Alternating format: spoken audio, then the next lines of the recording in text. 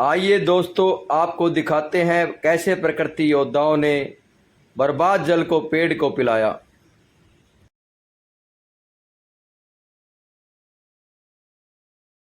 कुछ ही समय में यह जो आप देख रहे हो, यह पानी पीने के बाद जो पानी बचता है वह वेस्टेज हो रहा था। और प्रकृति योद्धाओं ने कुछ ही समय में अपने अथक प्रयास और सही सोच से इसको एक सही दिशा देकर इसको एक नाली नुमा बनाकर साथ में जो बरगद का पेड़ है यह पानी के बगैर सूख रहा था। इस योजना पेड़ और पानी योजना के तहत इस पानी को पीने योग्य बना दिया, यानी कि प्यासे पेड़ को भी पानी मिल गया और जो पानी की बर्बादी थी उसको भी दिशा मिल गई।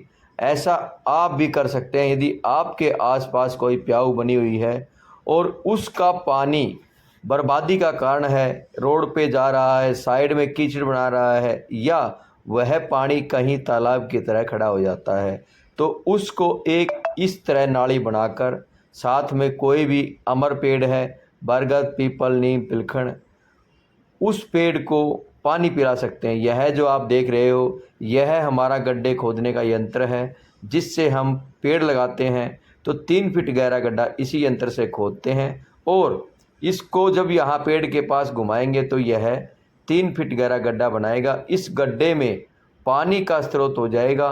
जैसे डॉक्टर हमारे को ड्रिप लगाता है, ड्रिप से हमारे को पानी, दवाई, ग्लूकोज दवाई देता, उसी तरह हम पेड़ को इस बिंदु से पानी, खाद और दवाई दे सकते हैं। और यह संभव जब है जब आपकी दिशा और सोच सही है। यहाँ बहुत सारे भगत आते हैं, राहगीर आते हैं, क्योंकि यहाँ गहरी छाया है। उसी तरह यह भगत भी बाबा मोहनराम पहाड़ी पर जो लटकने वाला पहाड़ है उसके दर्शन करके आए और हमने छोटा सा आग्रह किया कि क्यों न हम इस बर्बादी पानी की जो बर्बादी है, इस बर्बाद पानी को इस पेड़ को पिला दें। तो इन्होंने भी समझा कि यह भी एक उत्तम सेवा है और इस सेवा के सहभागी हम बने मात्र कुछ ही मिनटों में। कहते हैं जल ही जीवन है, उसी को मूर्त रूप देते हुए यह नाली बनाकर एक पेड़ को जल से तृप्त कराना। गंगे च यमुने च गोदावरी सरस्वती नर्मदे सिंधु कावेरी जले अस्मिन अर्पित करूं। और यह छोटे छोटे पुण्य कार्य समझो या सेवा कार्य समझो, इनसे हम बहुत सारे पेड़ों को बड़ा होने के लिए और हरियाली के लिए ऑक्सीजन की फैक्ट्री के रूप में बना सकते हैं। क्योंकि जब यह पानी पूरे वर्ष जब यह पानी पूरे वर्ष इस पेड़ को मिलेगा, लगातार मिलेगा, तो इस पेड़ की अद्भुत बढ़वार होगी। ये जो सुराख हुए हैं, यह जो गड्ढे हुए हैं, इन गड्ढों के सारे पानी बिल्कुल नीचे तक पेड़ में पहुंचेगा और पेड़ में लगातार नमी बनी रहेगी। यही गड्ढे पेड़ को पानी पिलाने का बिंदु के रूप में काम करेंगे।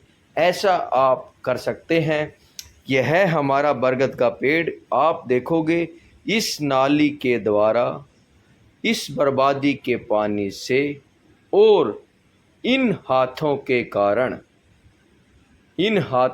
कारण लगातार पेड़ पानी पिएगा, बढ़वार देगा और प्राण वायु, यानी कि यह जो नाली देख रहे हो, यह पानी पहले इन कुर्सियों के पास से रोड पर जाकर बर्बाद होता था, वही पानी अब इस नाली के द्वारा इस पेड़ के पीने के लिए बन गया है।